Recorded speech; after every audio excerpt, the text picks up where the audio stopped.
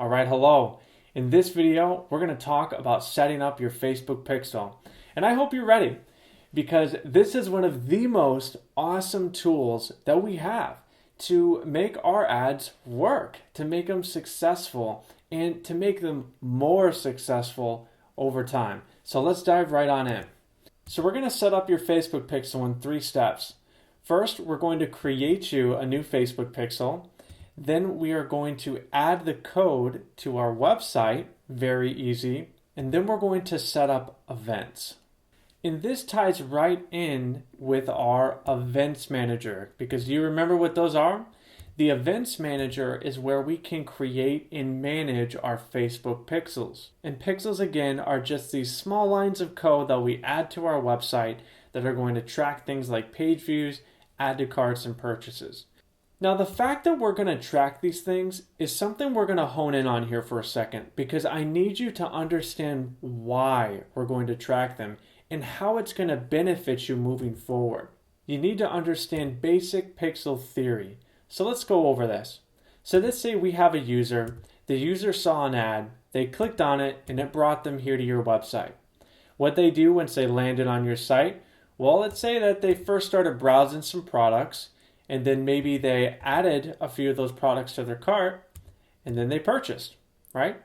Or maybe you would be running ads for lead generation. So when they come and land on your site, maybe instead of browsing products, instead they're going to an About Us page, or maybe they're going to check out some of your reviews, right? And then they'll come and sign the lead form, for example. And yet there's another way here. This is where instead of sending them to your website, instead you'll send them now to a Facebook page where they then might send you a Facebook message, right? And you could facilitate the sign up or the sale. Something I want you to understand here is that these paths right here, website, products, add to cart, purchase, is very clean what you're seeing. Typically, users do not have that clear of activity. For example, let's say they land on your website and then they go first to your About Us page. They just want to learn more about you. And then maybe they go and browse products and they're browsing and they're still not sure. So maybe they're going to go check out some reviews first, right? See what other people have said about you. They see some good reviews. All right. Then they add to cart, and then finally you get your purchase. Now this process of the customer's conversion path through your pages to where we eventually get them to a purchase or a sign up form.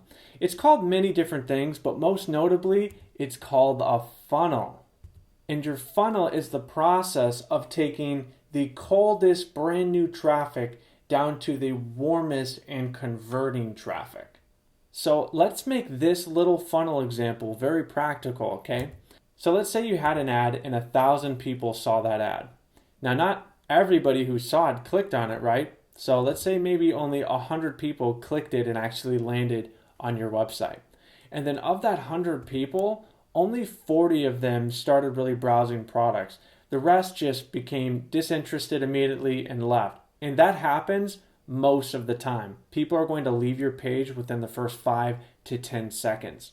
So let's say out of that 40 that browsed, then 6 of them added to cart, right? They found the products, they added them to their cart. And then out of that 6, 1 of them ended up purchasing.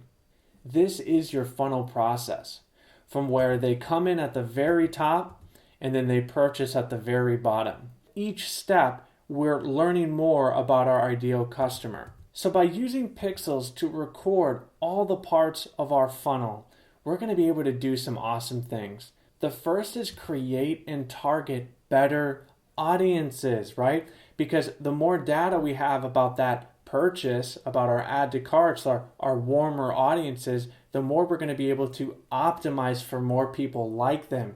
And when we get into audiences, you'll learn about how we can create things called lookalike audiences, where we'll say, hey, Facebook, I want you to find people who look most like this set of people, which most likely will be, right, our purchases, our add to carts. We want more people like that. So that's going to be key to improving our accounts and scaling later. The second thing this will allow us to do is then serve remarketing ads to people in specific parts of our funnel. Think about this for a second. People who come to your website and then leave. Why? They could have left for a number of reasons. So by remarketing to them by, I don't know, answering the top 3 questions about your products or service, maybe hitting them with a brand video that shows them the inside of your facility or how you do work, or maybe even offering a coupon code, right?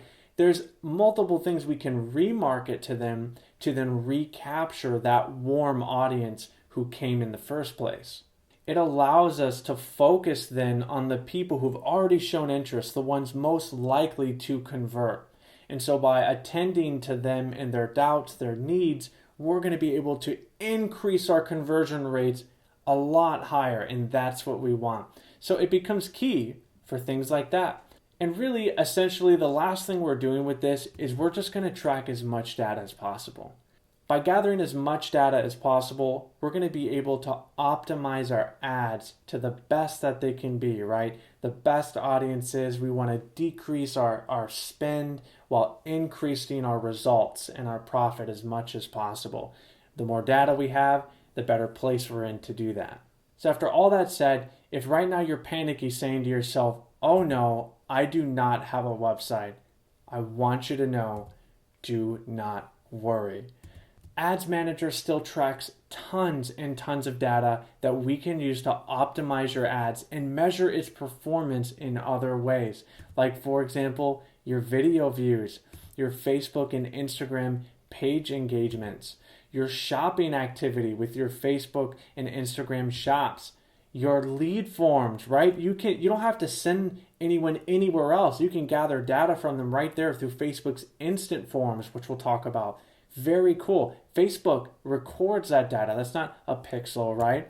And then Messenger, right? People who are messaging you. These are all lines of data that we can use to improve your ads in the exact same way. And we're going to talk about this when we get into audiences and actually start creating our campaigns, okay? So let's go ahead and create a new Facebook pixel, and then we're going to talk about setting up our events.